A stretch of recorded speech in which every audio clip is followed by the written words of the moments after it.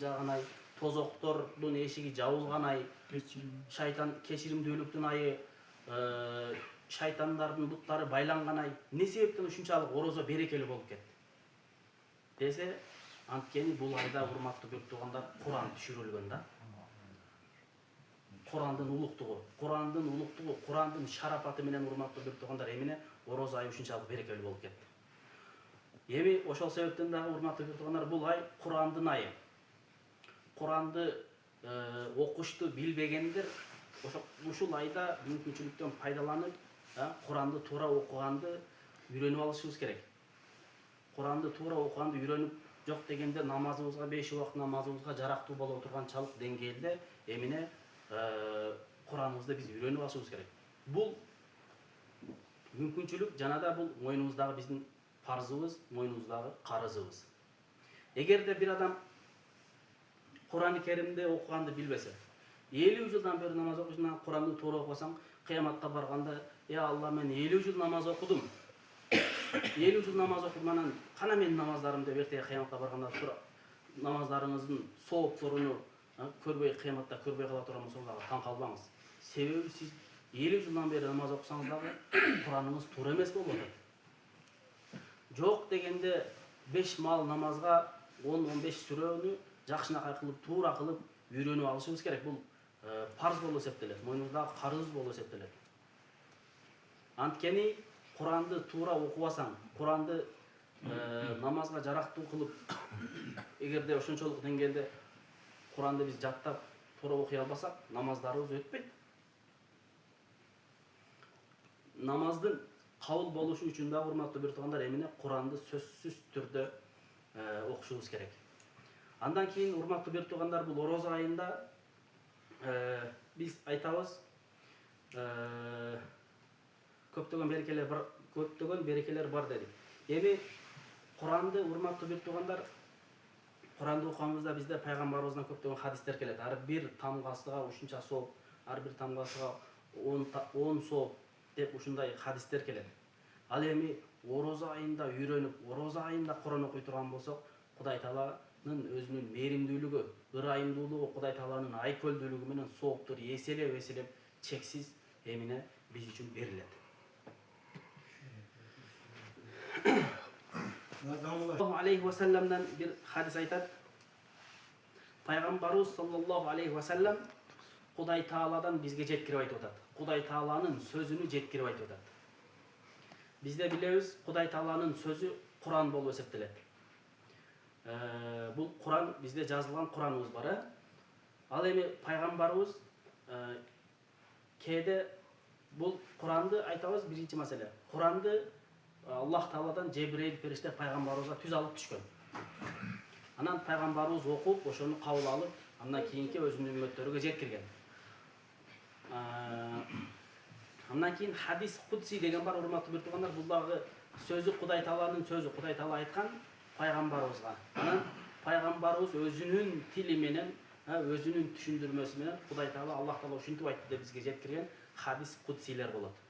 Ошол хадис кудсилердин бирөөсүндө пайгамбарыбыз айтат, Кудай Таала айтыптыр: "Куллу амал ибни Адама лаху илля ас-саум фа иннаху ли ва ана ажзи бих." Адам баласынын кылган амалдарынын бардыгы адамдын өзү үчүн гана. Эмне гана амал кылбаңыз, кандай амал кылбаңыз, жакшы амал кылыңыз, жаман амал кылыңыз. Бул жерде жакшы амалдарды гана айтып атат. Намаз окуңуз, зекет бериңиз, умрага барыңыз, ажылыкка барыңыз, кандай гана жакшы амалдарды кылбаңыз, ал сиздин өзүңүз үчүн гана дейт.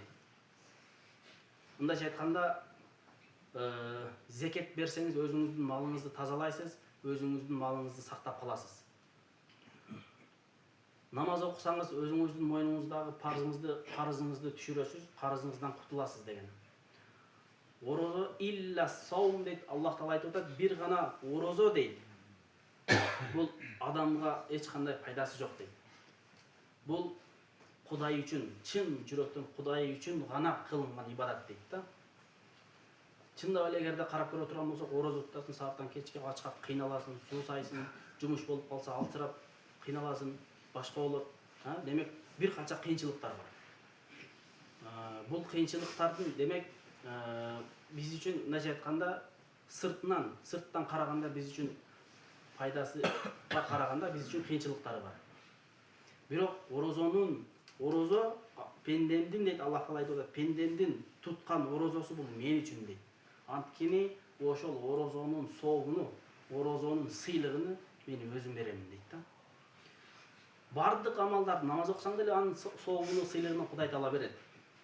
Зекет берсең деле, ажыга барсаң деле, умрага барсаң деле анын сыйлыгын Кудай Таала берет. Бирок бул жерде эмне себептен өзгөчөлөнтүп айтып атат десе, анткени орозонун соогун мен беремин дегени мен өзүм чексиз эселеп чексиз кылып беремин дейт да. Ошол себептен дагы эмне анын соогун мен беремин деп өзгөчөлөнтүп айтып аткан кербези.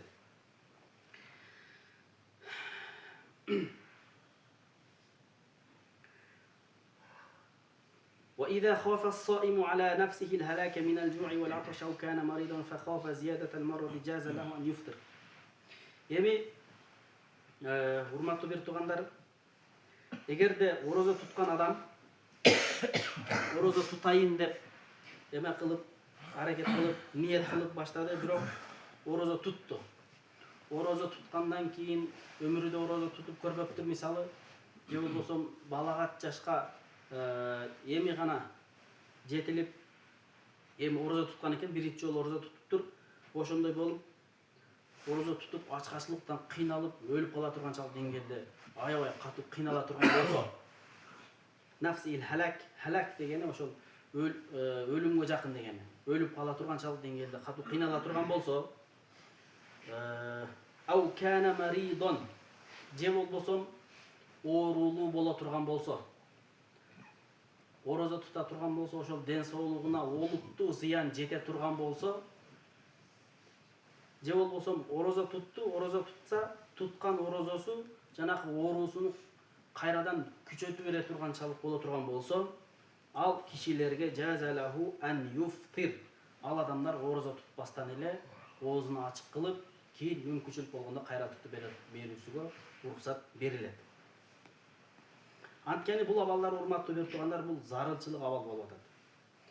Ошол себептен дагы эмне, эгерде зарылчылыктан улам, зарылчылык болуп кала турган болсо, ушул сыяктуу учурларда эмне оозуну ачып, жана орозосун тутпастан кийин мүмкүнчүлүк болгон учурда тутуп берүүсү эмне ал кишиге уруксат берилет.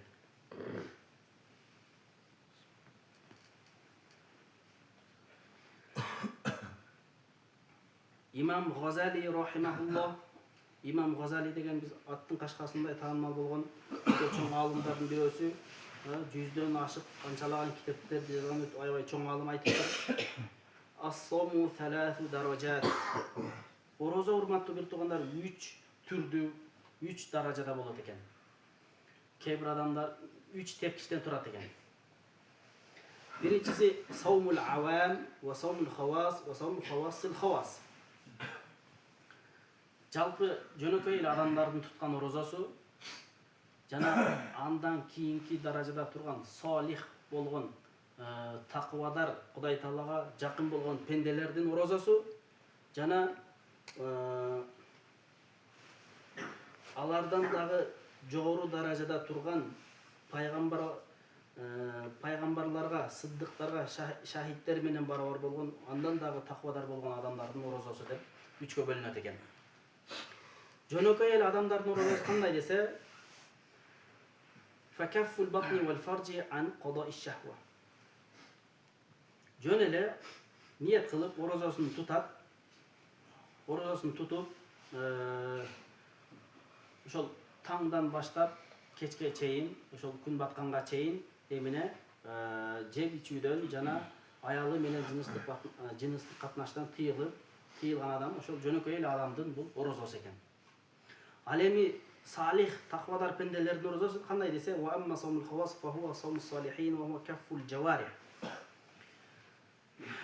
Ошол такыбадар, Кудай Таалага жакын болгон пенделердин орозосу бул өзү кечке чейин өзү ачка гана болбостон бүтүндөй денесини эмне арам иштерден тосот экен. Адам өзүнүн бардык денесини бүтүндөй арам иштерден тосот экен. Көзүнү арам иштерден сактайт, бутун арам иштерден сактайт, колун арам иштерден сактайт, тилини дагы арам иштерден сактайт. Демек, байкап көрө турган болсок, адамдын ар бир мүчөсү керек болсо эмне күнөө кылып коюуга мүмкүнчүлүгү бар. Адам баласынын ар бир мүчөсү күнөө кылып коюуга мүмкүнчүлүгү бар. Кудай Таала ошондой мүмкүнчүлүк берген. Көзүң менен арамды карап коесуң. Тилиң менен жалган сүйлөп коесуң, гыйбат кылып коесуң, ушак кылып коесуң. Булардын бардыгы негизинде орозодо эле эмес, башка айларда деле булардын өкүмү шариятыбыз боюнча арам болуп эсептелет. Бирок орозодо ушинтип, орозодо дагы тыйылбастан, токтолбостон бирөөнүн артынан гыйбат кылып, жала жаап, жалган сүйлөп, ушак кыла турган болсок, бул эмне башка айларга караганда эмне күнөөсү дагы чоңураак болуп эсептелет. Анткени орозодо биз айттык, эмне орозонун урматы бар. Орозонун өзүнүн урматы бар. Орозонун өзүнүн шарапаты бар.